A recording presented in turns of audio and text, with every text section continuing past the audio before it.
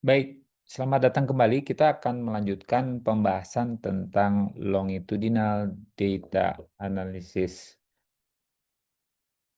Kembali kita akan bekerja dengan dataset PSID yang berisikan eh, pengukuran income dari individu-individu dengan person ID eh, dari tahun ke tahun dengan termasuk di sini ada jenis kelamin, variabelnya ditambah dengan edukasi dan eh, umur atau usia.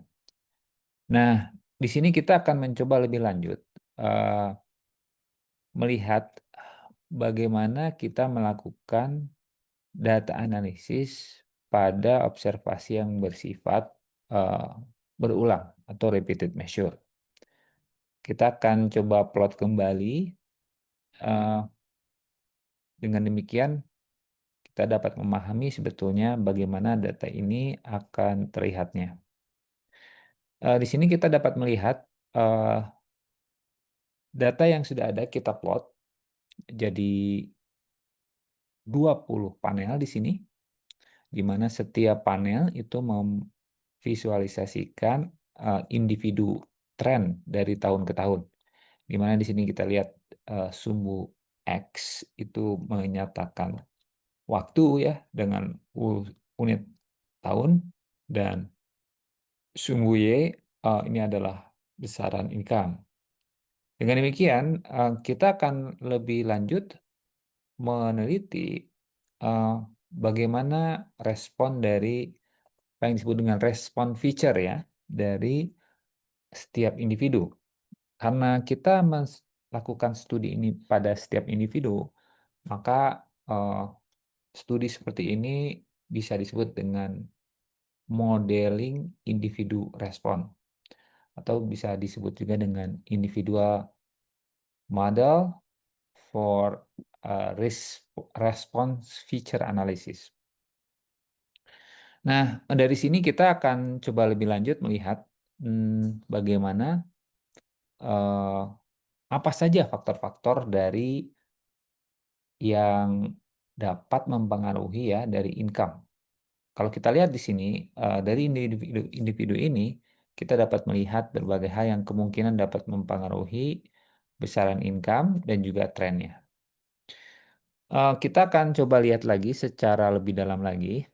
Eh, di sini sebagai contoh, kalau kita ingin melihat bagaimana eh, apakah jenis kelamin berpengaruh kepada income ini, kita dapat visualisasi dengan eh, cara eh, kita mendesain satu grafik dengan panel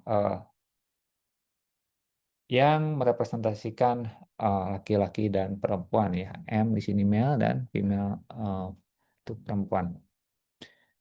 Nah, dapat lihat di sini ada variasi, kemudian ada perbedaan ya.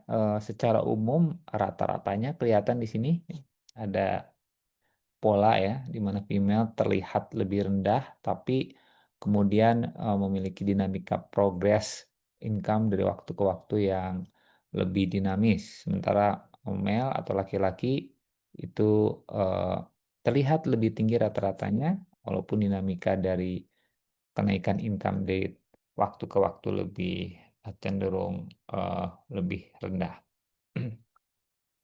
Nah, untuk itu kita bisa lanjutkan dengan memodelkan secara individu, di mana kode yang ini kita coba lihat kembali, kita pelajari ya.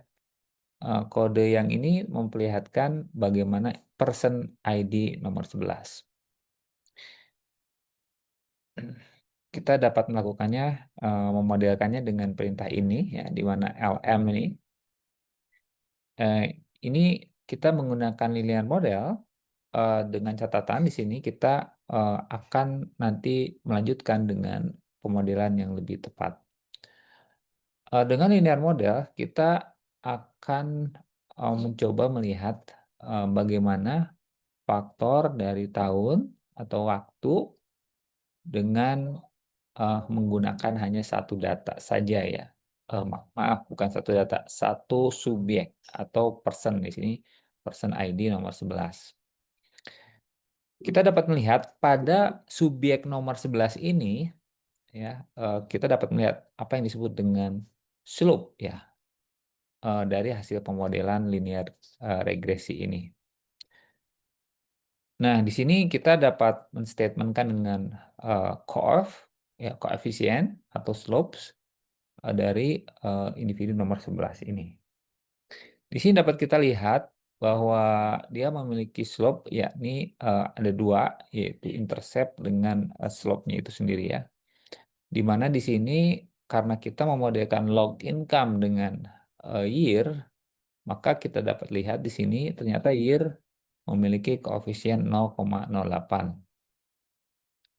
Nah, dengan demikian kita dapat melihat di sini dengan kita mensamarkan juga, nah, di mana kita dapat melihat di sini koefisien dari waktu atau tahun ini ternyata bersifat signifikan karena p-value-nya kurang dari 0,05. Dengan demikian dapat kita simpulkan pada subjek nomor 11, ya, eh, dia memiliki tren secara signifikan meningkat dari tahun ke tahun, ya, ditandai dengan adanya koefisien positif dan p-value yang kurang dari 0,05. Nah, itu adalah hanya salah satu individu. Nah, bagaimana kalau kita melakukan secara lebih banyak lagi, maka kita akan lanjut menggunakan library LME4. Nah, kita akan coba langsung saja kita lebih lanjut. Pada package LM4 ini kita akan mencoba memodelkan, ya, eh, individu-individu tadi dengan statement bahwa individu itu adalah suatu yang disebut dengan di sini, ya, conditional faktor.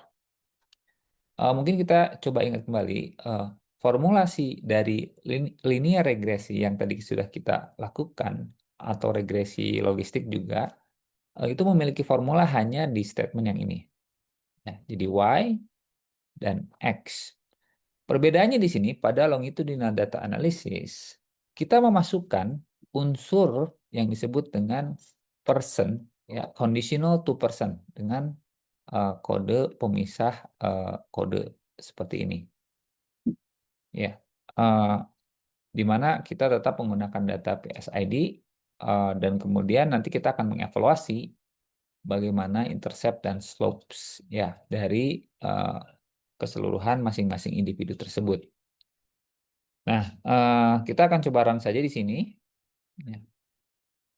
Di sini perintah ini menghasilkan list, ada dua listnya, ada intercept dan ada slopes. Nah, kita coba pisahkan objek intercept dengan slopes-nya, karena nanti akan kita ingin memvisualisasi masing-masing, baik intercept maupun slopes.